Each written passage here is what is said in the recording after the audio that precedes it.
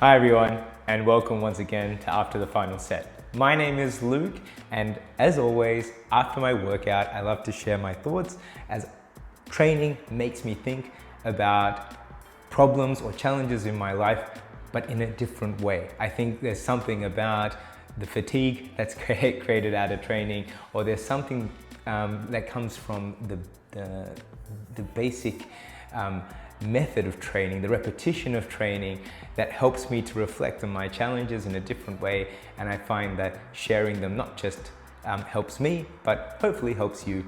And therefore, here I go. All right, so what I'm going to talk about today, lean into who you are. What do I mean by that? When I started training, I was really kind of lucky, I would say, that my upper body just started to develop very, very quickly. And I noticed that my lower body, legs, didn't develop as quickly. It was just harder. And that's probably a challenge for a lot of people who are training. Not everyone. I've seen some people who have dynamite legs and a very slim upper body, so it can vary. Naturally, I did lean very heavily into my upper body because I could gain so much more by training my upper body than my lower body. Now, my goal has always been to maximize how I can look aesthetically.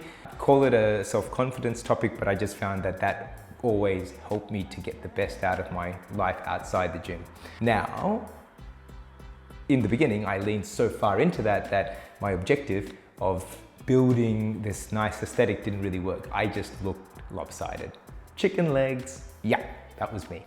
Okay, so I then tried to flip it the other way around, went to the other extreme and focused a lot on legs. Now, my upper body was still very much in proportion because I didn't have to do much to maintain it, but my legs started to obviously develop a bit quicker. Aesthetically, I looked a lot better.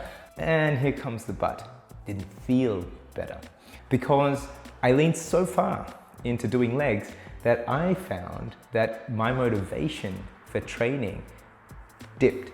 That's not to say that I didn't see progress. That's not to say that I didn't see development. It's just my way of saying I actually enjoyed training my upper body.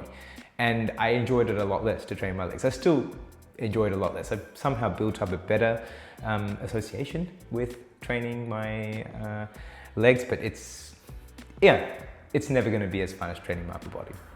Right, what I want to say is balance. How far should you lean into what you're strong in, and how far should you lean into what you are, say, weak in? Well, my theory is as follows. You need to be able to lean into who you are to build the motivation to train your weaknesses. You can't just dive 110% into improving your weaknesses because that will burn you out. It will have a taxing effect, and most of the time what happens is you mentally burn out before you physically burn out. This applies also in the professional environment. I am horrible when it comes to pure analytics, pure mathematics. That's just not me. And I work in finance. Now, what I am strong at is my soft skills, my ability to interact with people, to contextualize numbers. Both skill sets are very, very important in my line of work.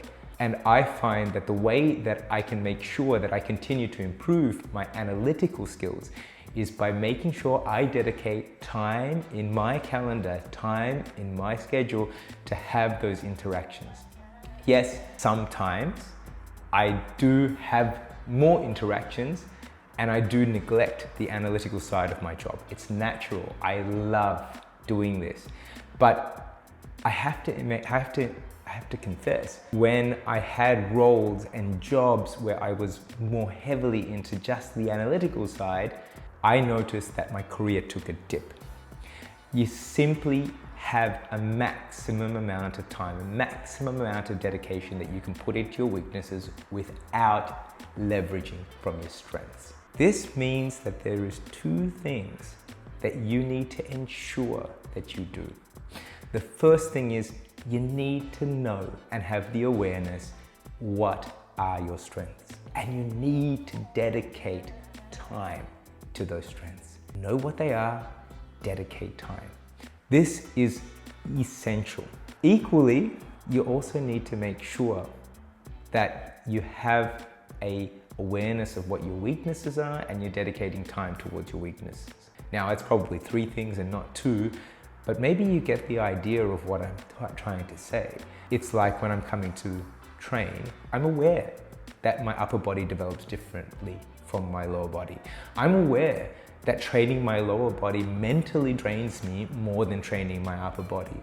Now, there could be ways in which I shift how those things affect me, but that's currently my state. Because I'm aware of that, I know that when I'm having a mentally draining day, that I am gonna train legs, but I'm gonna probably more focus on my upper body just to get my mental state up, just like I would at work.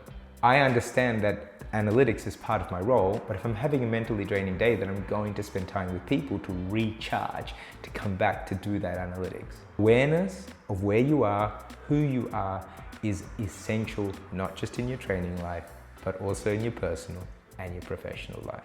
With that in mind, what I would love to say is, at the end of the day, you need to lean into who you are. Yes, you're going to improve on your weaknesses.